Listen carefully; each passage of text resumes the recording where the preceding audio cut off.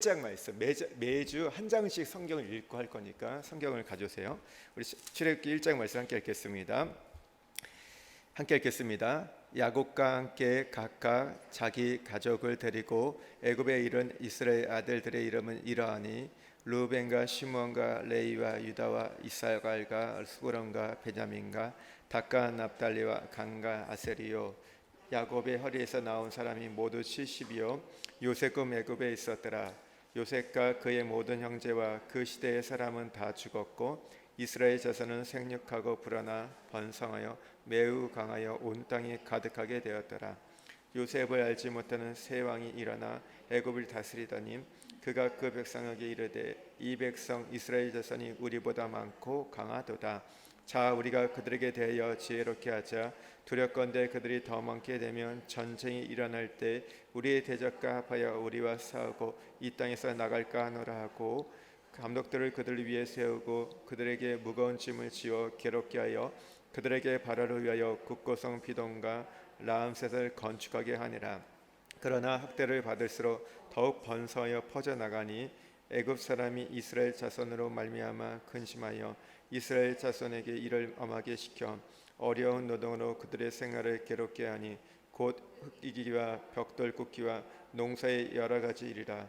그 시키는 일이 모두 엄하였더라. 애굽 왕이 시브리 산파 시브라와 하는 사람과 부하라는 사람에게 말하여 이르되 너희는 히브리 여인을 위하여 해산을 도울 때 그 자리를 살펴서 아들이거든 그를 죽이고 딸이거든 살려두라. 그러나 산파들이 하나님을 두려워하여 애굽 왕의 명령을 어기고 남자 아기들을 살린지라. 애굽 왕이 산파를 불러 그들에게 이르되 너희가 어찌하여 이같이 남자 아기들을 살렸느냐. 산파가 바르게 대답하여 히브리 여인은 애굽 여인과 같지 아니하고 건장하여 산파가 그들에게 이르기 전에 해산하였더니 다음에 하나님이 그 산파들에게 은혜를 베푸시니 그 백성은 번성하고 매우 강하지니라. 그 산파들은 하나님을 경외함으로 하나님이 그들의 집안을 흥황하게 하시니라. 그러므로 바로가 그의 모든 백성에게 명령을 이르되 아들이 태어나거든 너희는 그를 나일강에 던지고 딸이 살려두라 하더라. 아멘. 이 출애굽기의 오늘 원래 이름은요. 출애굽기 1장 1절에 보면 야곱과 함께 각각 자기 가족을 데리고 애굽에 이른 이스라엘 아들들의 이름은 이러하니. 근데 이 출애굽기 1장 1절이 히브리어로 보면 시작이 베레 쉐모트입니다. 베레 쉐모트. 그리고 그 이름들을 이러하니라. 그러니까 오늘 1장 1절에 보면 뒤에 나오죠. 이스라엘 아들들의 이름은 이러하니. 오늘 이것이 원래 제목이었습니다. 그리고 그 이름들은 이러하니라. 그런데 나중에 70인경을 성경을 번역할 때, 그러니까 신구약을 헬라어로 번역한 거예요. 이 히브리어 성경을 헬라어로 번역할 때 출애굽, 이 탈출한다, 엑소도스라는 제목이 붙게 된 겁니다. 나중에 이름이 바뀐 거예요. 근데 어떻게 보면 이 출애굽기는 이제 전체 어떤 이 출애굽기의 내용을 이야기한다면 베레 쉐모트라는 이 제목은 창세기와 이 출애굽기가 연결되어 있음을 의미하는 겁니다. 창세기 50장이 무슨 내용으로 끝납니까? 요셉의 죽음으로 이야기가 마무리됩니다. 그리고 그 요셉의 아버지 야곱을 중심으로 함께 이제 애굽으로 이주한 이야기로 이제 이 출애굽기 1장이 시작되죠. 그러니까 창세기와 연결돼서 지금 이야기가 이 출애굽기가 기록되었다는 것. 여러분, 출애굽기의 말씀은 이스라엘 백성들을 향한 하나님의 구원 역사가 기록되어 있죠. 오늘날 이것을 신약 시대에서는 우리에게 적용해 보면요, 우리가 주님의 구원을 체험하고 난 이후에 어떻게 성장하고 어떻게 하나님이 원하시는 영광의 수준까지 도달하느냐, 구원의 여정에 대해서 우리에게 가르쳐주는 책이 바로 출애굽기입니다. 우리가 이 출애굽기를 공부하는 이유는 이스라엘 역사를 공부하기 위해서가 아니에요. 이 역사를 통해서 우리가 어떻게 하면 하나님의 영광, 성막 안에서 체험했던 하나님의 그 영광과 교통이 우리가 그 수준까지 이룰 수 있냐를 우리가 배우기 위해서 이 출애굽기를 공부하는 겁니다. 우리가 지난 두 번의 시간을 통해서 출애굽기 구절을 좀 얘기를 나눴는데, 제가 다시 한번 이것을 5가지로 조금 약간 변화시켜서 한번 정리를 해보겠습니다. 여러분, 1장에서 11장은 하나님께서 구원자를 준비시키시죠. 목자를 통해서, 모세를 통해서 하나님을 경험할 수 있도록 이제 구원을 준비하는 것들이 나옵니다. 그리고 12장에서는 하나님께서 구속하십니다. 구원하십니다. 구속이라는 것은 건져내다, 씻어내다는 의미인데, 오늘 애굽의 문화와 사상, 가치, 그 스피릿에서 벗어나도록 400년 동안 거기 살았기 때문에 거기 오염되어 있잖아요. 근데 그게 임박혀 있었던 거예요. 오늘 유월절 어린 양을 통해서 그것을 씻어내는 작업, 정결케 하는 작업을 하시면서 애굽을 떠나게 하십니다. 출애굽하게 하는 거, 이것이 구원입니다. 그리고 13장에서 18장은요, 하나님께서 광야 길로 인도하십니다. 그 인도의 기간 동안에는요, 하나님이 한편으로는 공급하시고 한편으로는 배설케 하십니다. 하늘의 신령한 양식과 음료를 공급하시고요, 애굽에서 먹었던 이 양식이나 찌꺼기들, 내가 애굽에서 좋아했던 것들은 버리게 하시고 배설케 하십니다. 이것이 인도의 기간의 특징인데요, 때문에 이 애굽에 있을 때, 구속을 경험할 때 그들이 경험했던 축복과 은혜보다는요, 광야에 나왔을 때 그들이 경험하는 것들은 달랐습니다. 여기에서는 어떤 하나님의 권고가 있고 훈련이 있고 다루심이 그들의 삶을 지배하고 있음을 보게 돼요. 그래서 여기서는요, 자기가 원하는 것들이 되는 것보다 자기가 원하는 것들이 되지 않는 일들이 더 많은 것을 보게 돼요. 훈련해 가니까. 근데 이런 훈련을 잘 받게 되면 이제 어디로 인도하시죠? 시내산으로 인도하십니다.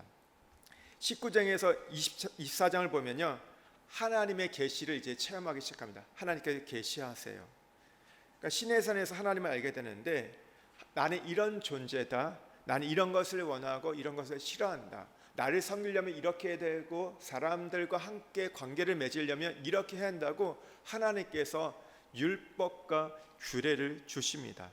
그리고 나는 집을 원한다, 나는 거기서 너희와 만나겠다 하면서 성막에 관련돼서 또 율법에 관련돼서 계시를 줍니다. 여러분, 우리가 신앙생활을 하다 보면요, 계속 훈련을 받다 보면요, 하나님의 말씀이 우리에게 밝아질 때가 있어요. 어떤 분은 마치 이렇게 표현해. 야구 선수들이 자기가 이제 잘 될 때는 타자들이 특별히 이 야구공이 수박만처럼 크게 보인다고 얘기해요. 수박만큼. 그러면 어떻게 돼요? 치면 다 안타고 홈런이죠. 근데 어느 순간 우리가 이 훈련을 잘 받게 되면요, 말씀이 들어와요. 예전에는 그렇게 읽어도 깨달지 않았던 말씀이, 그 말씀들이 깨달아지고 그 단어들이 보이기 시작하는 거예요. 그것이 내 안에, 그러면서 내 눈으로만 보는 것이 아니라 내 마음에 새겨지는 때가 옵니다. 그러면 하나님이 어떤 분이고 주님의 뜻이 무엇인지, 왜 나를 선택했는지, 하나님의 경륜이 무엇인지를 알게 되는 거예요. 요한일서 2장에 보면요, 우리의 신앙에 대해서 아이들아, 청년들아, 아비들아 하면서 세 분류로 나누게 되는데, 아이들이 하는 게 뭐냐면 제사함에 대해서 알아요. 하나님은 나를 용서해 주시고 그런 분을 알아요. 청년일 때는요, 우리가 세상과 싸워서 이기게 됩니다. 근데 아비들은 어떻게 돼요? 하나님의 깊은 경륜, 하나님께서 이 세상을 어떻게 다스리시고 무엇을 행하실지를, 그것을 깨닫게 되는 거예요. 오늘 시내산이 바로 그런 것입니다. 이제 하나님께서 이루고자 하는 그 일들이 단지 우리가 은혜 받고 축복받는 차원이 아니라 하나님의 높고 그 깊은 경륜이 무엇인지를 알게 되는 거예요. 이것이 이제 시내산에 당도할 때 모습입니다. 이렇게 우리가 하나님의 말씀이 밝아지게 되고 하나님의 뜻을 알게 되면요, 이제 우리의 수준이 이제 25장에서 40장, 이 수준까지 이르게 되는 겁니다. 25장에서 40장 무엇입니까? 하나님께서 집을 지으라고 명령하십니다. 나의 거처, 나의 성막을 건축하라고 말씀하시죠. 그리고 나서 이제 마침내 39장에서 40장에 성막을 건축하니까 어떻게 돼요? 그것 가운데 하나님의 영광이 충만하게 임재하게 됩니다. 그러면서 하나님께서 이렇게 말씀하시죠. 내가 이제 거기서 너희를 만나겠다. 레위기 1장에 보면요, 1절의 시작에서 해막에서 우리를 부르세요. 이제 하나님께서 산에 부르는 것이 아니라 해막 가운데, 이 성막 가운데 하나님이 찾아오시고 사람을 불러서 거기서 만나는 것을 보게 됩니다. 오늘날 이것을 신약을 표현하면 교회 생활입니다. 그리고 이것이 예배 생활이에요. 이 교회 생활과 예배 생활 우리가 잘 살아갈 때 우리가 성령의 충만함을 경험하게 되고 하나님의 영광을 경험하면서 이 땅에서 승리하게 하는 것이 바로 오늘 이 출애굽기의 전체 내용입니다. 여러분, 오늘 이제 받으신 여러분 그 프린트물을 보면 출애굽기 1장의 제목이 무엇이죠? 구원의 서장입니다. 구원의 서장. 그러니까 1, 2장은 구원을 위한 준비인데 그 서장, 그 앞에 가장 먼저 나오는 이야기, 구원에 대한 이야기를 오늘 우리에게 얘기해 줍니다. 제가 이 강의를 할 때요, 세 부분으로 나눌 겁니다. 첫 번째는 내용을 요약할 것이고, 두 번째는 단락을 구분하고, 세 번째는 그 의미들을 살펴보려고 합니다. 여러분, 그래서 제가 친절하게 이 프린트물의 내용을 다 요약해 드렸습니다. 그래서 이 내용을 한번 여러분 프린트물을 보고 한번 같이 읽겠습니다. 같이 읽겠습니다.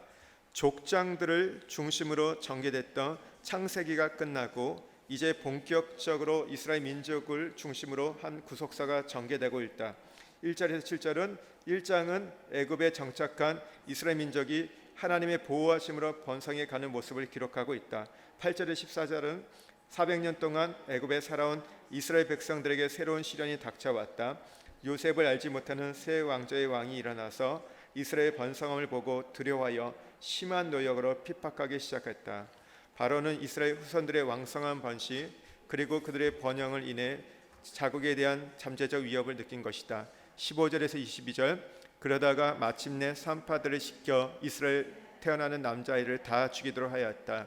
특별히 남자아이들만 죽이도록 명한 것은 여호와의 경우 애굽을 쉽게 동화되고 또 하인으로 쓰기에도 유용했기 때문이었을 것으로 유추한다. 그러나 하나님을 두려워하는 산파들에 의해 이스라엘 남아들은 구원받고 더욱 번성해져 갔다. 제가 왜 이 내용을 요약하고 단락을 구분하냐면요, 우리가 그러지 않고 이 말씀을 공부하다 보면요, 그러니까 우리 한 절 안에서의 어떤 하나님의 뜻을 발견할 수 있지만, 근데 전체적인 숲을 못 보는 거예요. 그러니까 이 출애굽기 1장을 통해서 우리에게 주시고자 하는 하나님의 의도를 우리가 발견하지 못하고 그냥 내가 그냥 좀 감동이 가고 내가 원하는 것을 찾고 가다 보니까 이 본문의 그 맥락과 상관없이 우리가 가는 경우가 많이 있습니다. 근데 성경을 공부한다는 것은 전체적인 것들을 보는 거예요. 이 출애굽기 전체적인 걸 보면서 1장은 어떤 위치에 있고 1장은 그러면 성경에서 어떤 역할을 하는지를 우리가 아셔야 되는 거예요. 그러기 위해서 내용을 전체를 먼저 파악을 하셔야 됩니다. 그것을 요약하고 이제 보통 크게 한 세 부분으로 단락을 나눌 거예요. 세 단락을 나누고 그러면서 그 안에 있는 것들을 묵상하고 의미를 발견하고 이제 이후에 이제 적용하고 이제 기도하는 것으로 한 장 한 장 공부를 해갈 건데요. 여러분, 우리가 성경을 좀 한번 찾아보겠습니다. 창세기 15장 12절에서 14절 말씀 한번 보겠습니다.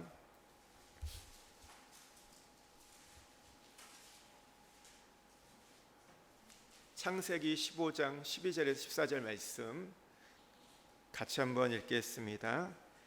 해질 때에 아브라함에게 깊은 잠이 임하고 큰 흑암과 두려움이 그에게 임하였더니 여호와께서 아브라함에게 이르시되 너는 반드시 알라 내 자손이 이방에서 객이 되어 그들을 섬기겠고 그들은 400년 동안 내 자손을 괴롭히리니 그들이 섬기는 나라를 내가 징반할지며 그 후에 내 자손이 내 큰 재물을 이끌고 나으리라.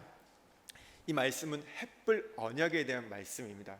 하나님께서 아브라함과 맺은 언약인데요, 이 말씀, 이 언약의 내용은 무엇입니까? 너의 후손들이 이제 400년 동안 객에 대해서 나그네가 되어가지고 이방 땅 애굽에서 살 것이고 거기서 고생할 거다. 그런데 이 말씀 안의 전제는 무엇이냐면 내가 너에게 약속했던 그 씨 자손, 내가 중다 민족을 이루겠다는 것들을 번성케 하겠다는 것을 말씀하시죠. 그래서 이제 400년이 지났을 때 실제 이스라엘 백성은 이제 어떤 부족이 아니라 한 나라로 이렇게 강성해진 것을, 중다 민족이 되는 것을 보게 됩니다. 그러니까 하나님의 그 약속이 성취된 것이죠. 그리고 이제 마침내 때가 되었을 때 400년이라는 시간이 흘렀을 때 그 나라가 나올 것에서 예언하셨는데, 오늘 이 출애굽이라는 것은요 그냥 어느 날 우연이 된 것이 아니라 하나님께서 약속하신 것, 그 언약이 성취된 것들을 오늘 말씀하고 있는 겁니다. 우리가 먼저 이 야곱의 가족들이 이 애굽으로 이주하게 되잖아요. 여러분, 왜 이주했습니까? 무엇 때문에 이주했죠? 기근이 와가지고 흉년 때문에 이주했습니다. 사실 하나님께서 아브람과 이삭과 야곱에게 가나안 땅을 주신다고 말씀하셨잖아요. 약속의 땅을 주셨기 때문에 웬만해서는 그 땅을 떠나지 않았을 겁니다. 근데 먹고 사는 문제 때문에 어쩔 수 없이, 그리고 하나님께서 또 이제 이 애굽으로 가라고 말씀하셨기 때문에 이들이 이동하는 것을 보게 됩니다. 여러분, 우리가 하나님의 뜻이 성취되고 하나님의 경륜이 이루어진 것을 위해서 하나님께서 환경을 사용하신다는 것을 잘 아셔야 됩니다. 우리가 출애굽기를 통해서 공부할 때 가장 먼저 알아야 할 것은 하나님의 인도는 환경을 통해서 인도한다는 것. 많은 경우 우리가 이 하나님의 뜻을 분별하는 것을 기도하는 중에 어떤 음성을 듣든지 꿈을 꾸든지 환상으로 하나님 우리에게 뭔가를 보여주셨다 하면 이게 정말 하나님이 확실한 인도다, 계시다, 우리는 보통 생각하고 그렇게 인도받는 사람을 우리가 대단하다고 생각하는데, 그러나 하나님께서는요 일상적인 방법, 자연적인 방법을 통해서 우리를 가르치시고 인도한다는 것, 특별히 환경을 통해서 인도해 간다는 것을 여러분 기억하셔야 됩니다. 제가 이 자카르타 꿈이 있는 교회에 올 때 제가 하나님 앞에 어떤 음성을 듣거나 환상을 보거나 꿈을 꾼 것이 있었을까요? 없었을까요? 많은 선교사님들 얘기를 들어보면요, 하나님의 어떤 음성이 들렸고 어떤 하나님께서 증표를 보여주셨다고 했는데, 사실 저에게는 그런 게 하나도 없었어요. 그런 게 별로 없었어요. 그냥 자연스럽게 단계가 그냥 자연스럽게 연결이 돼서 여기까지 와서 오늘 이 강단에 서 있는 겁니다. 환경을 통해서 인도하시는 것, 여러분 이것도 하나님의 인도라는 것을 여러분 기억하십시오. 애굽으로 이제 이주한 이스라엘 백성들을 보면요, 요셉이 총리가 되어 있고 또 이스라엘 백성에 대해서 우호정이 왕들이 있었어요. 그래서 이들은 이 왕 아래에서 민족으로 지금 성장할 수 있었습니다. 그러다가 하나님이 정하신 때가 되니까 어떤 일이랍니까? 요셉을 알지 못했던 왕, 이스라엘에게 별로 우호적이지 않던 왕이 왕으로 세워가지고 핍박을 가하기 시작합니다. 여러분, 이것도 환경이에요. 환경을 통해서 지금 인도하는 거예요. 하나님이 이 핍박을 가함을 통해서 이스라엘 백성이 어떻게 합니까? 힘들고 고단스러우니까 스트레스 받고 중압감 받는 많은 일들이 나니까 어떻게 해요? 이들이 기도하기 시작합니다. 하나님께서요 이 여러 가지 환경을 통해서 그들이 눈물로 기도하게 하시고, 오늘 하나님 앞에 아뢰음을 통해서 이제 하나님의 이 경륜, 창세기 15장에서 주셨던 그 언약들을 이제 이뤄감을 보게 됩니다. 여러분, 우리가 눈을 뜨고 있기 때문에 하나님의 역사를, 우리가 눈을 감고 있기 때문에 하나님의 역사를 잘 못 볼 때가 있습니다. 우리가 눈을 뜨고 하나님께서 어떻게 역사를 이끌어 가시는지, 이것은 어떤 민족일 수도 있지만 우리 개인의 역사 속에서도 하나님께서 어떻게 인도해 가시는지를 보셔야 돼요. 우리가 눈을 뜨고 있으면요, 어떤 때는 악한 사람을 들어서 나를 일깨우시기도 합니다. 어떤 때는요 고약스러운 환경을 통해서 나를 하나님의 경륜 가운데 인도하세요. 어떤 때는 가정의 우한 질고를 통해서, 어려운 일들을 통해서, 때로는 다른 사람에게 배신당함을 통해서, 또 어떤 때는 다른 사람이 자꾸 나에게 스트레스 주고 열받게 함을 통해서, 여러분 하나님께서는요 우리를 기도로 우리를 유도하시고 그것을 통해서 하나님의 경륜을 이끌고 계신다는 겁니다. 우리가 그런 얘기 많이 하잖아요. 오늘 그리스도인들에게 우연이 없다. 모든 것이 하나님의 섭리라고 얘기를 많이 하잖아요. 여러분 그렇습니다. 오늘 내게 일어나는 일들은 그냥 우연히 재수 없이 일어날 일들이 아니라 여러분 누군가 나에게 욕했다, 나에게 대해서 모함했다, 그냥 있는 일이 아니에요. 이 가운데 하나님의 섭리가 있는 거예요. 하나님의 인도가 있는 겁니다. 오늘 그것을 잘 캐치하는 것이 신앙이 좋은 사람인 거예요. 그냥 내가 그냥 오늘 똥 밟았네 이게 아니라 이걸 통해서 하나님 뭔가 나에게 지금 말씀하고 계시구나. 이 환경을 통해서 나에게 말씀하고 있는 거구나. 그러니까 아이가 계속해서 아파요. 별일 없다고 하는데 아파요. 그러면 거기에도 하나님께서 이 환경을 통해서 오늘 나를 인도해 가시는 게 있는 거예요. 근데 그 인도를 인도해 가는데 우리가 깨닫게 해서 뭐 해야 돼요? 그래서 기독해 하시는 거예요. 그러니까 참 어떨 때 보면 너무 억울하잖아요. 너무 힘들잖아요. 근데 그 기도를 통해서 하나님은 하나님의 경륜을 지금 인도해 간다는 거. 그러나 한 가지 우리가 기억할 게 뭐냐면 이때 하나님의 성품을 기억할 게 있는데 하나님은 사랑이시라는 거. 하나님은 우리의 목자이시고 아버지이시고 주인이시기 때문에 하나님은 사랑이라는 거예요. 어떤 경우에도 하나님 우리를 망하게 하시지 않는다는 거. 힘들고 어려운 일들이 있어요. 사망의 음침한 골짜기로 다닐 수도 있지만 우리가 해를 당하지 않는 것은 주께서 나와 함께 하십니다. 우리가 그 길을 가게 하는 데는요 하나님의 어떤 목적이 있는 거예요. 내가 지금 몰라요. 그것을 깨닫지 못하지만 하나님의 깊으신 섭리 가운데 하나님께서 인도해 가시는 거예요. 그런데 그 인도가 사면초가예요. 나를 도와줄 사람이 아무도 없어요.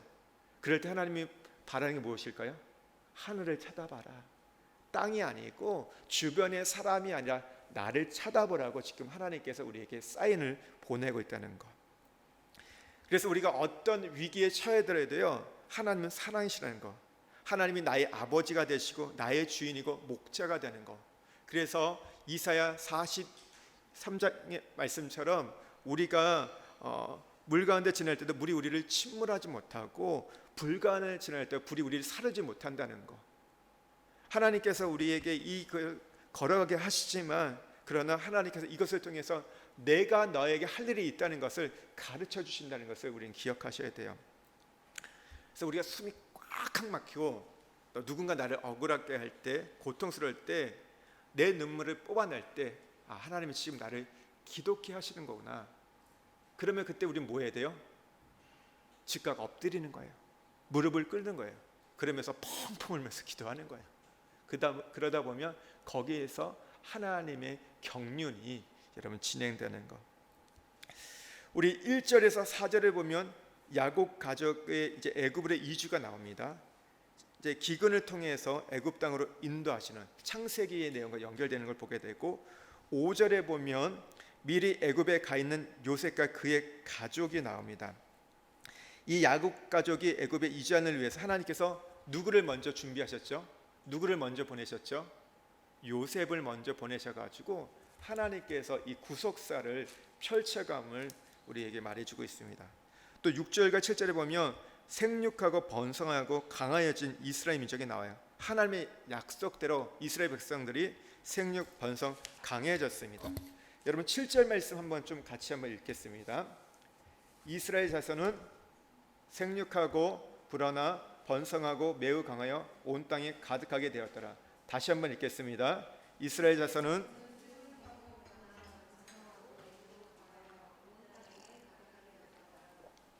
여기 7절에 보면요 거기 많아졌다는 이 개념이 5가지로 오늘 표현되고 있습니다.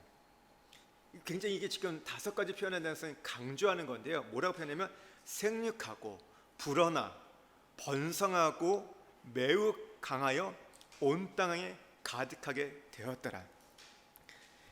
이게 뭐예요? 지금 창세기 전체 내용, 내가 너에게 씨를 주어서 중다 민족으로 만들겠다, 나라로 만들겠다는 그 약속이 성취되었음을 이 7절을 통해서 오늘 말하고 있는 겁니다. 앞에 한번 하나님이 약속했던 말씀을 한번 좀 찾아보겠습니다. 창세기 13장 16절 말씀 보겠습니다.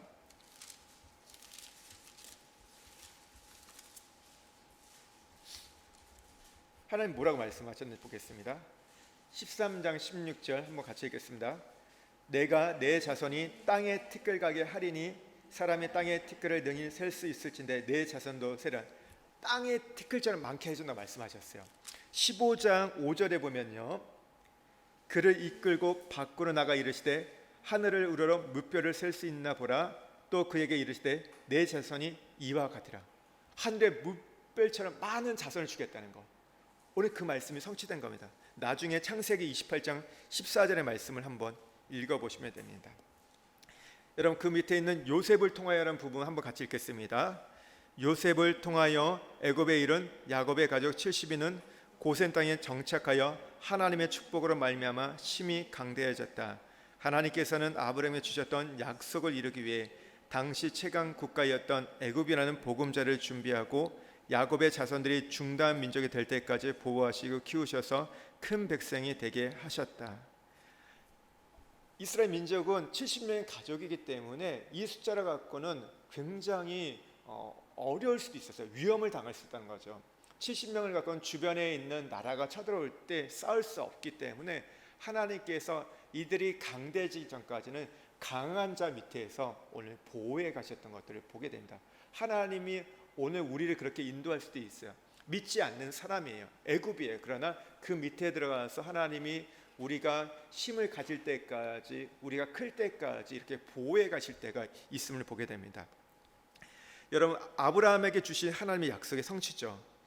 아브라함을 통해서 큰 민족을 이루는 약속인데 여러분, 어디서 이루어집니까? 가나안 땅이 아니라 애굽에서 이루어졌습니다. 그러니까 70명이 400년의 시간, 어느 정도의 시간이 지나고 고난이 지나고 났더니 이 역사학자들이 이제 출애굽할 때 그 수가 보면 장정이 60만 명이라고 나오는데, 그래서 대략 인구를 한 200만, 최소 200만에서 300만 이상으로 이렇게 역사학자들은 예측을 합니다. 그러니까 굉장히 큰 민족이 되었다는 거예요. 그러니까 400년이 지나는 동안 사실 이스라엘 민족이 야곱도 요셉도 예측하지 못했던 방법을 하나님께서 오늘 일하심을 보게 됩니다. 이 애굽의 것을 이렇게 크게 될 걸 생각을 못했던 거예요. 예상을 못했어요. 여러분, 마찬가지예요. 하나님께서 우리에게 주신 약속들이 있어요. 축복이 있는데요, 그게 나의 기대와 상상 안에 있지 않을 수 있다는 거예요. 전혀 다른 곳에서 전혀 다른 모습으로 그것들이 이루어질 수 있는 것.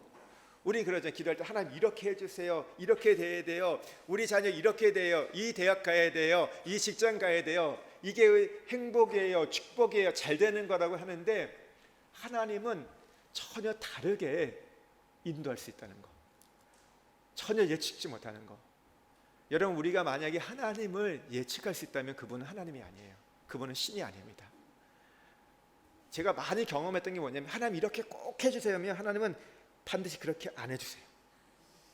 그 방법이 아니에요. 다른 방법이 있어요. 하나님 그날 꼭 그렇게 해주셔야 되면요, 그날 안 하세요. 지나고 나세요. 이게 하나님 그런 거예요. 좀 기분이 나쁘신가? 내가 꼭 네 말 들어야 되냐? 그런 거죠. 꼭 우리가 어떻게 보면 잘못하면 하나님 조종하는 것처럼 되잖아요. 하나님 내 뜻대로 왔다 갔다 움직이는 그런. 근데 하나님은 그걸 별로 좋아하지 않으셔가지고, 또 하나님 전혀 그래서, 근데 그렇다고 해서 축복을 안 해주시는 것도 아니고 약속을 안 이루어주신 게 아니라 하나님의 방법으로 하나님 때에 정말 우리가 셀 수 없는 기가 막힌 수를 통해서 하나님 이루어 가신다는 거. 이제 5절에 보면요, 여기 이렇게 나와요. 요셉은 애굽에 있었더라. 그러니까 이스라엘 민족이 오기 전에 누가 먼저 와 있었습니까? 요셉이 와서 하나님이 이제 구속사를 준비하는데요. 그러니까 요셉의 인생을 보면요, 후일에요, 그가 종으로 팔려가잖아요. 그리고 나가고 억울하게 종살이를 하게 됩니다. 또 옥에서도 2년 동안 이 장관들이 도와준다고 했는데 잊혀지게 되어요. 그리고 나서 나중에 이제 총리가 되어서 형들을 만나게 됩니다. 근데 형들을 만났는데 이 모든 것들을 어떻게 받아들이냐면, 그 요셉이 원망하지 않습니다. 분노하지 않습니다. 아, 이게 하나님의 계획이었구나. 하나님의 구속사였구나 하면서 형들을 용서해요. 여러분 창세기 45장 5절의 말씀에 보면요, 제가 좀 읽겠습니다. 당신들이 나를 이곳에 팔았다고 해서 근심하지 마소서, 한탄하지 마소서. 하나님이 생명을 구원하시라고 나를 당신들보다 먼저 보내셨나이다. 내가 이렇게 종살이한 거, 억울한 그 감옥살이한 거, 잊혀진 거, 내가 고난 당한 것들 알고 봤더니 하나님께서 우리 가족을, 우리 민족을 구원하기 위해서 나를 먼저 여기 보내셨다고 그가 해석하는 것을 보게 됩니다. 여러분, 그래서 우리가 여기서 이제 우리가 구속사적인 시각을 가져야 되는데, 한번 밑에 여러분 글 이해할 수 없는 그 부분을 한번 같이 읽겠습니다. 이해할 수 없는 어려움을 겪을 때 하나님을 신뢰하는 마음으로 틀림없이 무슨 뜻이 있겠지, 무엇을 돕기 위해 이 일을 배열하셨나 하고 선언하라. 마음으로 믿고 입으로 시인할 때 구원의 은총, 그 생명의 부여함이 내 것이 된다. 부정적인 생각으로 마음과 입술로 범죄하지 말라. 마음과 입술이 신뢰로, 신앙 간증으로, 찬양으로, 감사로 바뀔 때까지 광야의 훈련은 계속된다. 여러분, 우리가 여기서 제일 중요한 게 이거예요. 오늘 이거 하나만 여러분 그러니까 잡아가셔도 돼요. 그러니까 이해할 수 없는 일들이 있어요. 어려운 일이 있어요. 그러면 어떻게 되냐면 이렇게 말씀하시면 돼요. 틀림없이 무슨 뜻이 있겠지, 무엇을 돕기 위해서 이 일을 배열해 놓으셨나 보다. 여러분 한번 이걸 말씀해 보시겠어요? 틀림없이 무슨 뜻이 있겠지, 무엇을 돕기 위해 이 일을 배열하셨나. 어려울 때마다, 힘들 때마다, 해석되지 않을 때마다 이것을 여러분 되새김질 하십시오. 이걸 말씀하십시오. 하나님 뭔가를 지금 이루기 위해서 이걸 하고 계시구나. 틀림없이 무슨 뜻이 있나 보다. 하나님께서 지금 무엇을 돕기 위해서 이 일을 배열해 놓으셨다고 여러분 그렇게 받아들이시는 거. 여러분 이것이 구속사적인 시각입니다. 하나님께서 이스라엘 민족을 구원하기 위해서 요셉을 먼저 보내셨어요. 그런데 요셉이 이것을 알았을까요? 몰랐을까요? 요셉은 몰랐어요. 형들에게 그렇게 형들로 인해서 팔림을 당할 걸 생각도 못했고, 이렇게 억울하게 그 인생을 보면요, 요셉은요 그가 원하는 꿈은 그거였어요. 종살이 되고 감옥살이 할 때 그가 원하는 것은 다시 아버지 집으로 돌아가는 거였어요. 그가 원하는 그런 거였어요. 그러니까 몰랐던 거예요. 하나님이 11해 달별이 자라는 것을 비전을 줬지만 그게 뭔지 몰랐어요. 그런데 그가 한 가지 가졌던 게 뭐예요? 하나님을 신뢰했어요. 하나님을 믿었어요. 어떤 이런 상황들이 왜 있는지 몰랐지만 그가 순종했을 때 하나님 일에 귀하게 쓰임 받았다는 것이죠. 오늘 그러면서 우리가 가져야 할 것이 세 가지. 항상 기뻐하라, 쉬지 말고 기도하라, 범사에 감사하라. 이게 데살로니가 5장 16절 18절 우리가 삶의 어떤 세 가지 태도인데, 이 부분은 그냥 좀 넘어가겠습니다, 시간상. 그러니까 그런 거예요. 우리가 어떤 일을 당할 때 그런 거예요. 하나님의 나를 지극히 사랑하신다는 것을 우리가 신뢰하는 거예요. 그리고 여건과 상황이 내가 기대하는 방향과 멀리 간다 할지라도 하나님의 약속은 절대로 변함이 없다는 것을 믿고 기다리는 거.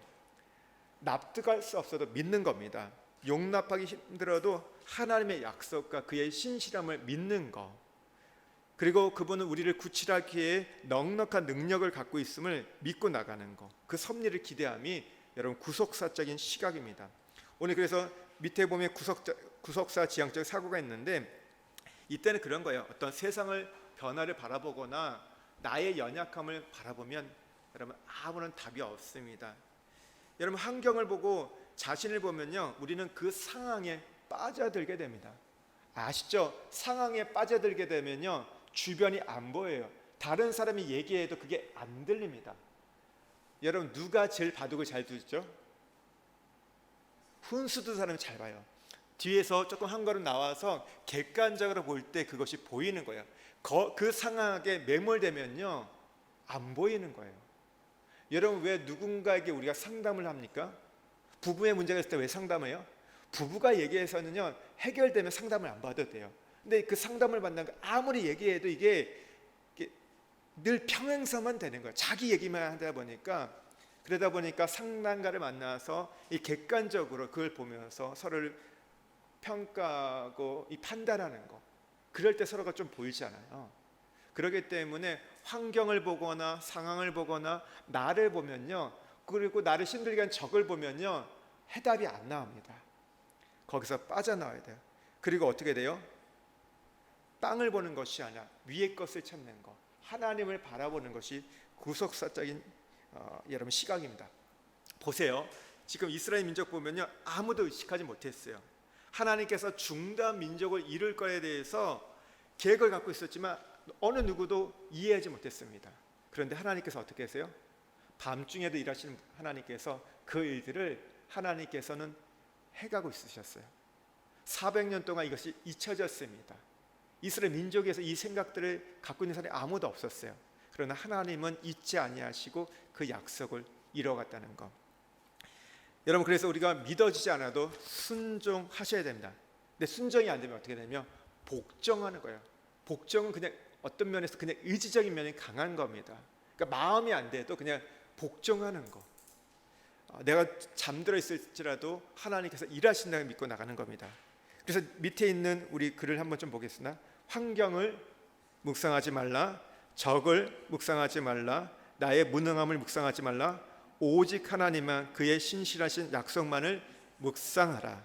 이게 구속사적인 시각입니다. 두 번째 8절에 14절에 보면요, 바로의 굳고성 건축 노역이 이용되는 이스라엘이 나옵니다. 8절에 10절은 바로 왕의 우려, 11절은 바로를 위해 굳고성을 건축한 이스라엘, 12절 14절은 엄한 노역의 가중이 주어지게 됩니다. 흙이기, 벽돌 속에 농사가 있는데요. 밑에 글 한번 같이 읽겠습니다. 요셉을 알지 못하는 새 왕이 애굽을 다스리기 시작했을 때 이스라엘 민족의 수적 증가와 강대함은 애굽 백성의 큰 위협이 되고도 남았었다. 이 왕은 힉소스와 이스라엘 포함한 모든 셈족을 경계했다. 특히 이스라엘 백성들의 번성함을 경계했다. 이제 하나님께서 이스라엘 백성들이 출애굽할 때가 되니까 어떻게 돼요? 악한 왕 바로를 세우십니다. 그리고 이 마음에 조바심이 일어나게 해요. 여러분, 이런 거예요. 이제까지 나를 우호적으로 대했던 사람들이, 어떤 그룹들이 어느 날 갑자기 원수로 지금 돌변한 겁니다. 나에 대해서 의심하기 시작해요. 나를 괴롭히기 시작하는 겁니다. 상사가, 동료가, 파트너가, 가족 중에서 누가 이렇게 나에 대해서 의심하고 괴롭히면서 고통을 주는 거예요. 그런데 여러분, 이런 태도마저도 누가 지금 이것을 지금 조절하고 계신 거죠? 하나님이 하고 계시는 거예요. 그냥 갑자기 악한 왕 바로가 세워진 게 아니라 하나님께서, 역사의 주관자의 하나님께서 오늘 이스라엘 백성들을 출애굽시키기 위해서 이 바로를 세우신 겁니다. 그래서 여러분, 이런 일이 있을 때 우리가 절망하지 마셔야 돼요. 바로가 그들을 어떻게 합니까? 비동과 라암새 굳고성을 건축하게 하고 흙이기, 벽돌 새끼 농사의 덕을 가중시킵니다. 하나님은 이제 고난의 환경을 통해 택한 이스라엘 백성들을 부르고 계시는 건데요.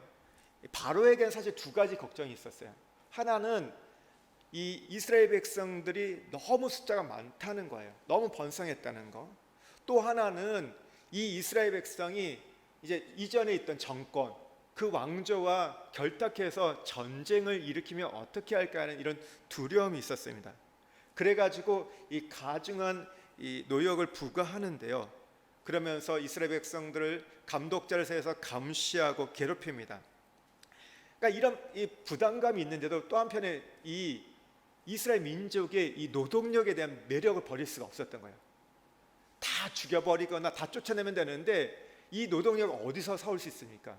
그래가지고 이 붙들고 있는 거예요. 그런데요, 이런 바로의 이 극심한 억압과 착취가 오히려 하나님의 구속사를 돕는 결과를 가져왔습니다. 왜 그런가 하면요, 400년 동안 이스라엘 민족이 살아왔잖아요. 이 400년 동안 한 땅에서, 이 고센 땅에 살아왔는데, 여러분, 그 터전을 떠난다는 거, 마치 나의 고향 같은 곳을 떠난다는 게 쉬운 일인가요? 사람은 잘 떠나지 않으려고 합니다. 거기에서 그래도 어떻게 해서 비비고 살려고 하는데, 너무 고통이 심하다 보니까 출애굽할 때 보면요, 단 한 사람도 남김없이 떠나는 걸 보게 돼요. 왜 떠났을까요? 고난이 너무 심해가지고, 이 고통이 너무 커가지고, 이 억압이 너무 커가지고 더 이상 못 살겠다, 그러면서 떠났던 거예요. 그게 아니었으면 출애굽이 이루어지지 못했던 겁니다. 여러분, 하나님은 고난을 통해서도 이렇게 일하는 것을 보게 됩니다. 여러분, 우리의 구원의 때가 시작되면요, 우리가 아무리 열심히 일해도 세상에서 우리가 빼앗기게 됩니다.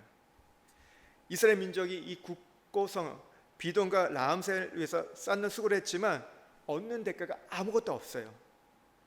여러분, 우리가 그리스도 밖에서 일하는 모든 것은 결국 빼앗기게 되는 거예요. 그리스도 밖에서 일하는 것은 다 헛수고가 되는 겁니다. 오히려 더 엄청난 일이 가중되죠.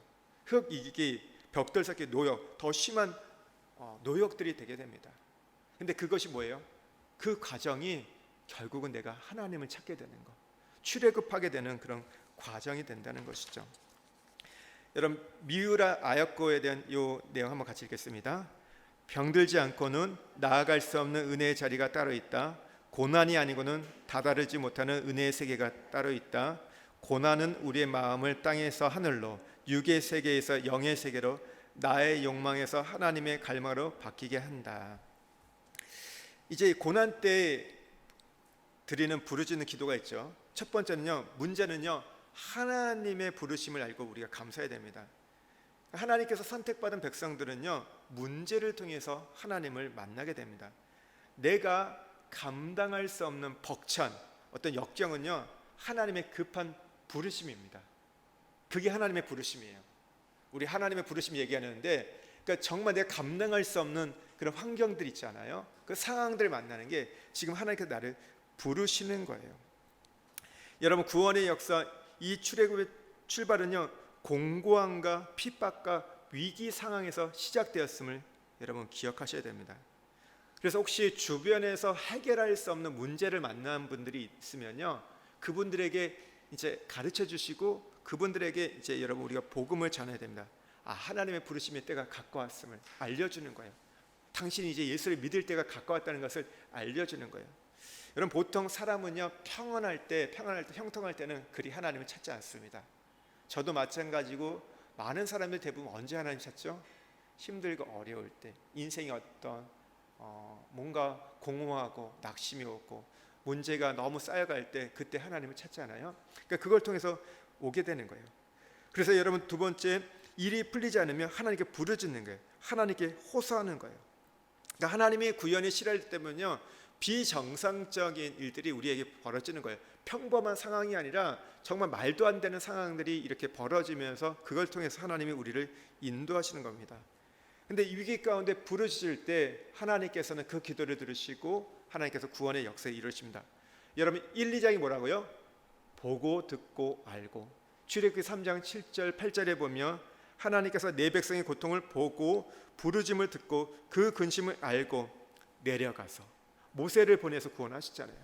우리가 부르짖을 때 하나님 그것을 들으신다는 것, 그것을 듣고 일하신다는 거예요. 그러므로 고난은요, 우리로 하여금 기도하게 하시려는 하나님의 섭리이고 하나님께서 살아계시는 사실을 분명하게 경험하는 일이 됩니다. 출애굽기 2장 23절에서 25절 말씀 한번 같이 읽겠습니다. 여러분, 출애굽기 2장 23절에서 25절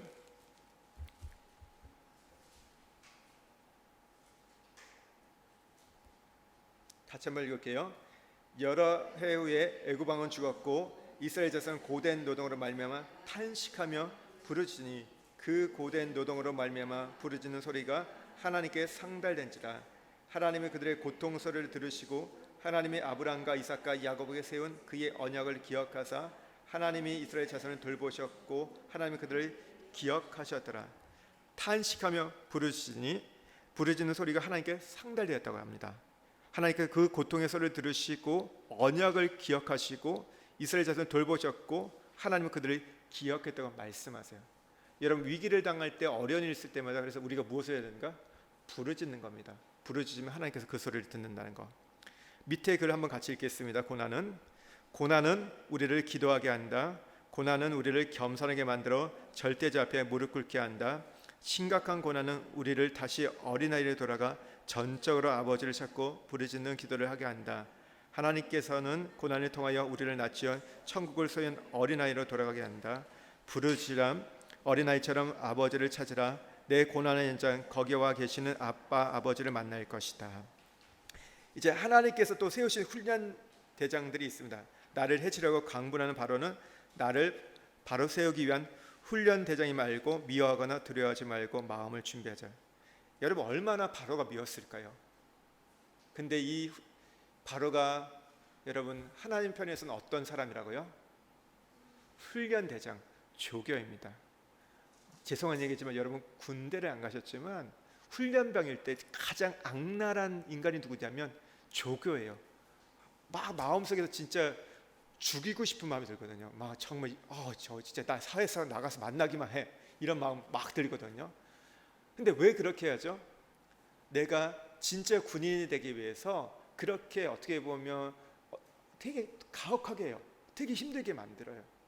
근데 그것을 통해서 한 6주의 어떤 그 훈련 받고 나면 기본적인 것들을 갖추게 되는 거예요. 하나님께서는요 바로를 그렇게 훈련 대장으로 세우신 거예요. 여러분 근데 이 훈련 대장을 세울 때 보통 하나님께서 믿지 않는 사람을 한 거예요. 바로는 하나님을 믿는 사람이 아니잖아요. 그러니까 믿지 않는 사람을 통해서 이렇게 하시는데 이 얘기는 뭐냐면 우리가 누군가의 훈련 대장이 돼서는 안 돼요. 누군가를 훈련시키는 사람이 되지 않는데 하나님은 준비된 조교가 있어요. 우리 각 사람에게. 때로는 그것이 우리가 직장의 상사일 수도 있습니다. 또 그리고 우리가 가족을 만났는데 예기치 않았던 그 어머니가 우리의 훈련 대장이 될 수 있고 자 다양해요. 근데 이 사람들이 통해서 뭘 하는 거예요? 하나님 우리를 구원하고자 하나님께서 역사하시는 거예요. 그러니까 이 바로가 더 괴롭힐수록 학대하면 학대할수록 어떻게 돼요? 떠나자, 애굽을 떠나자, 이 나라를 떠나자 이런 말들이 나오지 않아요. 그러니까 하나님 이걸 통해서 하는 거예요. 이 얘기는 뭐예요? 바로가 나를 위해서 이스라엘 위해서 너무 수고를 많이 하고 있는 거예요. 바로는 잘 몰랐을 거예요. 근데 하나님께서 보면요 굉장히 지금 수고를 많이 하고 있습니다. 나 때문에 그렇게 열심히 지금 소리치고 열받고 막 이렇게 하고 있는 거예요. 그러면 우리는 어떻게 될까요? 이 훈련대장에게 잘해주셔야 돼요. 선물도 사주시고 밥도 사주시면서 고맙다고. 저 사람도 내가 그렇게 하면 그 사람은 뭐지 지금? 지금 서로가 지금 안 좋은 사이인데 오히려 욕하고 막 그럴 사이인데 이 사람 약간 정신이 나간 거 아닌가? 근데 그렇게 잘해주는 거예요. 왜요?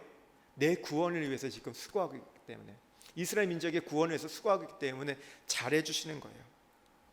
여러분 요셉의 형들을 한번 밑에 읽어보겠습니다. 요셉의 형들은 훈련 대장이었다.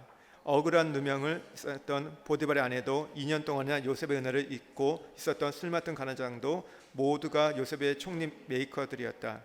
그들과 싸우지 말라. 그들 때문에 불평하지 말라. 하나님의 구속사를 가로막는 가장 큰 적은 내 안에 있다. 세 번째는요 15절에서 22절은 남아 살해 정책이 나옵니다. 15절 16절 산파를 통한 핍박이 있고 17절에 21절은 산파들의 하나님의 경외심, 22절에 하수트와 남아 살해 정책이 나오는데요. 그러니까 이 민족이 지금 고통을 당하는데 여기서 끝나지 않습니다. 바로는 한 걸음 더 나가서 어떻게 합니까? 남아 살해 정책을 얘기합니다. 산파들을 불러가지고 남자애가 태어나면 다 엎어버려라. 엎어버리면 어떻게 돼요? 죽잖아요. 다 죽이라고. 여자애만 살리라고 이야기합니다. 그런데 이 산파들이 하나님을 두려워하고 경외해가지고 그 말을 듣지 않습니다. 하나님의 백성들을 도와주는 걸 보게 되죠.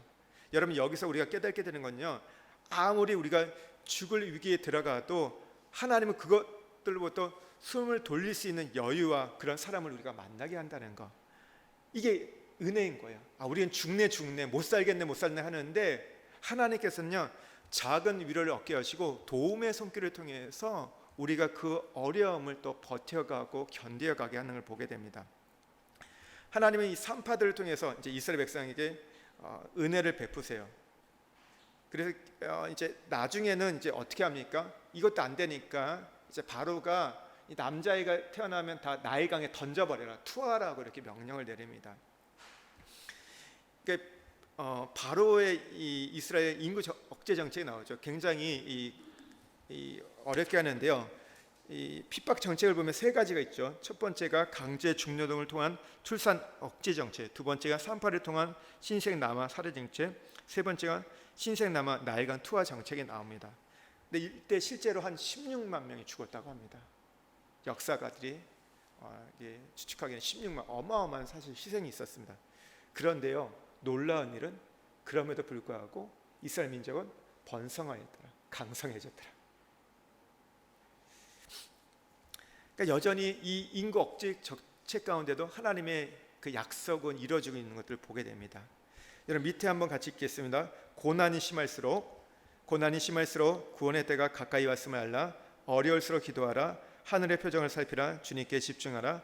졸업시험은 어렵다. 그러나 그 시험을 통과하면 상급 학교로 진학한다. 사탄의 역사와 하나님의 일을 돕는 자 보면요, 여러분 바로는 사탄을 상징하는데요, 이 사탄의 계계를 우리가 너무 두려워할 필요가 없습니다. 왜냐하면 사탄은 전능자가 아니기 때문에.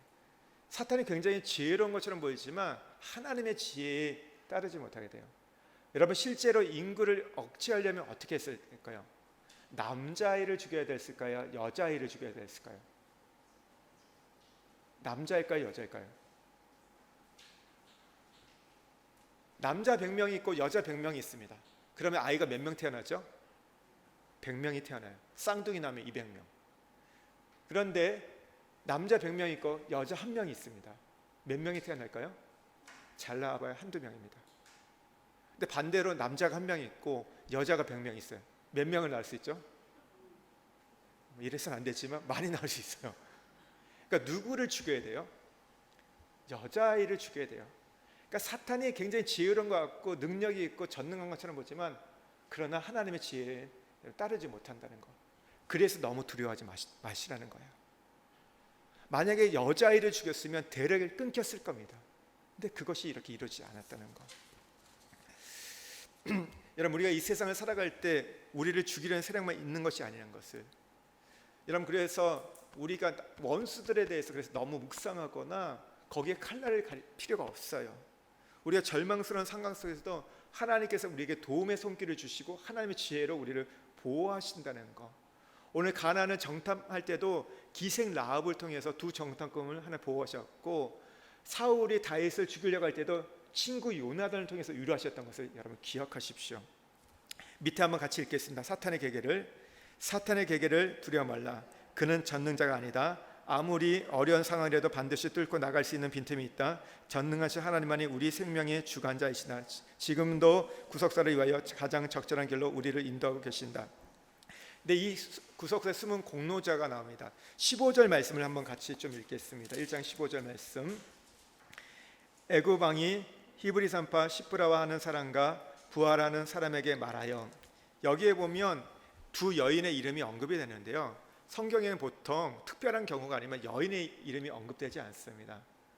여러분 그 당시 이 전 세계 가장 강대국의 왕의 이름이 언급되지 않았어요. 사람들의 이름이 언급되지 않았는데 성경에 두 여인의 이름 시브라와 부하가 오늘 언급되는 것을 보게 됩니다. 왜 이들의 이름이 언급되었습니까? 하나님을 경외하는 자였기 때문에, 또 숨은 하나님의 구속사의 조력자였기 때문에 그들의 이름이 기억되었다는 것. 우리의 진정한 성공, 진정한 복은요, 어떤 세상적인 부와 권력, 명예의 크기가 아니라 영원하신 하나님의 그 구속사에 쓰임 받는 것이 여러분 가장 위대한 인생이라는 거예요. 그렇기 때문에 우리가 너무 세상에서 출세하고 사람 앞에 인정받기보다는 주 앞에서 큰 자, 구속사의 경륜의 큰 자가 되기를 기도해야 됩니다. 밑에 한번 내가 혼자 버티는, 이거 한번 같이 읽겠습니다. 내가 혼자 버티는 것 같지만 내 옆에도 죽음의 위기 가운데서도 하나님을 두려워하는 두 산파 있다. 숨이 막힐 듯한 정황 중에도 조용히 숨어서 나를 돕는 조력자가 어디 있는지 찾아보자. 여러분 우리의 인생에 숨는 조력자가 있습니다. 시브라와 부하가 있습니다. 그리고 더불어 나아가서 우리가 누군가의 시브라와 부하가 되어야 될 것입니다. 그러니까 하나님께서 작은 손길을 통해서 우리를 돕는 걸 보셔야 돼요. 밑에 우리 21절 말씀 한번 같이 읽겠습니다. 하나님은 이러한 산파들에게 은혜를 베푸시고 하나님을 경외하는 산파 집을 왕성케 하셨다. 사무엘상 2장 30절이요. 나를 존중히 여기는 자를 내가 존중히 여기고 나를 멸시하는 자를 내가 경멸히 여기리라. 우리 후손들이 잘되고 집안이 흥황하기 원한다면 함께 읽겠습니다. 산파처럼 하나님을 경외하고 어려운 가운데 있는 주의 백성들 돌아오라. 대제국 애굽의 재앙들 실명이 없는데 시브라 부하는 성경에 이름이 있다. 누가 위대한가, 누가 유명한가, 누가 잘 살았는가, 구속사에 일조하는 사람들을 성경은 킹덤 빌더, 하나님의 동역자라고 일컫는다. 여러분, 우리가 1장을 통해서 어떤 사람이 되어야 됩니까? 십브라와 부하 같은 그런 사람이, 숨은 조력자, 돕는 자가 되어야 한다는 것. 밑에 1장의 내용 정리를 한번 같이 읽겠습니다. 하나님의 구원이 실현되기 위하여는 삶의 현장, 개인의 일상 속에 비정상적이고 이해하기 힘든 일들이 일어난다. 살기 좋고 평안할 때는 하나님을 찾지 않다가 위기와 역경을 통해 인간은 하나님께로 돌아온다. 구원의 서장, 그건 공고함과 핍박과 위기 상황을 통해 시작된다. 하나님의 선택받은 백성들은 문제를 통해 하나님을 만난다.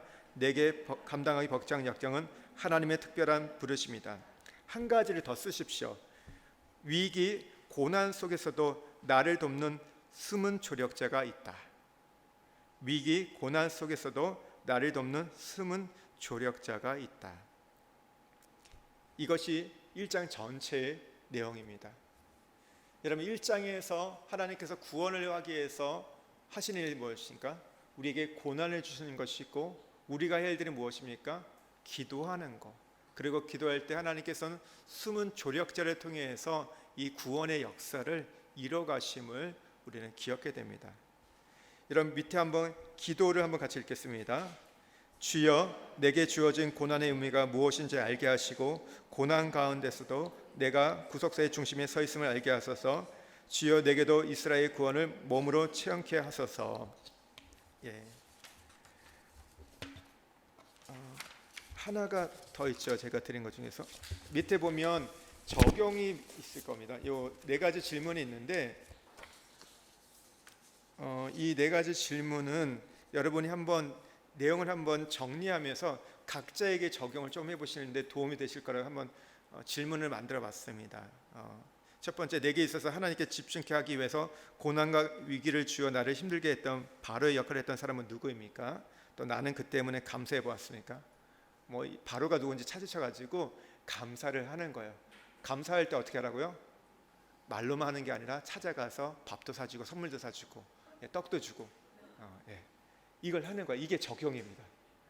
그리고 두 번째, 나를 보호하고 유리해주는 산파의 역할을 했던 자가 누구입니까? 있을 거예요, 여러분 인생 가운데. 그러면 여러분 그분한테도 어떻게 돼요? 감사를 또 표현하는 거.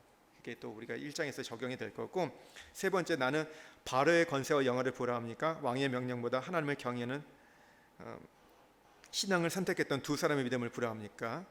여러분이 어떤 것을 부러워하는지를 여러분이 한번 돌아보셔야 되고, 우리가 당연히 십부라와 부러워하게 되겠죠. 그러면서 내가 오늘 누군가의 조력자가 될지를 여러분 찾아보시는 거예요. 네 번째 한번 같이 읽겠습니다. 내게 주신 약속과 내가 경험하고 있는 고난의 관계를 정리해보고, 주님은 지금 무엇을 훈련시키고 계시는지, 지금 무엇에 관심을 가지고 부르심에 응답해야 할지 묵상해 보십시오. 여러분, 이것은 조금 여러분이 깊이 생각을 좀 하셔야 될 거예요. 지금 내게 일어나는 그 부분들 상황 속에서 이 부분들을 약속하고 이 고난의 관계가 무엇인지를 정리해 보는 거예요. 내가 왜 지금 이 고난을 겪고 있는지, 이 아픔을 겪고 있는지, 왜 이런 시련들이 내게 있는지, 이게 하나님의 약속과 무슨 이게 연관이 있는지를 좀 살펴보시는 거예요. 그래서 내가 지금 무슨 훈련을 받고 있는지, 그래서 내가 지금 무엇에 관심을 가지고 부르심에 응답할지를 살펴보는 거. 여러분, 이 부분들을 해보시면 1장의 내용들이 이게 여러분의 것이 될 수 있을 겁니다. 그래서 제가 매주 그래도 적용에 관련된 질문을 몇 가지 드리려고 해요. 그래서 여러분이 좀 이걸 적용할 수 있도록 해드리려고 하고, 이게 제가 준비한 내용이 많다 보니까 그냥 빨리빨리 지금 넘어갔습니다. 그냥 하나하나 더 구체적으로 설명해야 되는데, 사실 최소 2시간 정도는 해야 되거든요. 제가 지금까지 그렇게 했는데 이거를 1시간 이하로 이렇게 줄이려고 하다 보니까 많이 그냥 띄엄띄엄 넘어갔는데, 잘 이해가 안 되시면 다시 한번 이렇게 유튜브를 통해서 녹음 등을 들어보시고요. 그래도 이해가 안 된다 그러면 저한테 물어보십시오. 제가 친절하게 알려드리겠습니다. 그리고 사실은 이걸 좀 케이스 바이 케이스로 각 사람에게 좀 적용해 드리면 더 사실 이게 좀 은혜가 되고 도움이 되는데, 이게 강의로 하다 보니까 이제 그게 조금 어려움이 있어요. 그리고 하나가 여기 계신 분들이 다 이렇게 믿음의 수준들이 비슷하면 제가 그거에 맞춰서 딱 하면 좋겠는데 그렇진 않잖아요. 우리가 조금 신앙이 깊은 분도 있고 아직 이제 신앙이 성장해가는 분도 있고 처음 하는 분들이 있다 보니까 다 다른 거예요. 그러니까 어떤 분들은 이게 되게 내용이 새롭고 하는 분들이 있고 어떤 분들은 뭐 그냥 아는 얘기지 이렇게 받아들이는 분들은 없죠. 그러시면 안 돼요. 네. 근데 이게 조금 이게 하다 보니까 조금 그게 어려움이 있어요. 네, 그래서 혹시 이게 이해가 안 되고 그러니까 이 부분들이 내가 지금 어떻게 적용을 해야 될까 이게 좀 고민이 되는 분이 있을 수도 있을 거예요. 그러면 언제든지 물어보십시오. 제가 그러면 그 부분에 대해서 그분에게 좀 맞게 설명을 드릴게요. 그러면 어떻게 또 적용을 할 수 있는지 가르쳐 드리겠습니다. 언제든지 뭐 오셔서 물어보셔도 되고 아니면 뭐 그냥 카톡으로 보내주시면 제가 그거에 대해서 또 답변을 드리겠습니다. 혹시 질문이 있으신가요?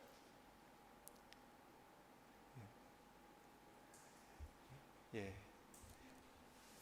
근데 같이 기도하고 마무리하겠습니다.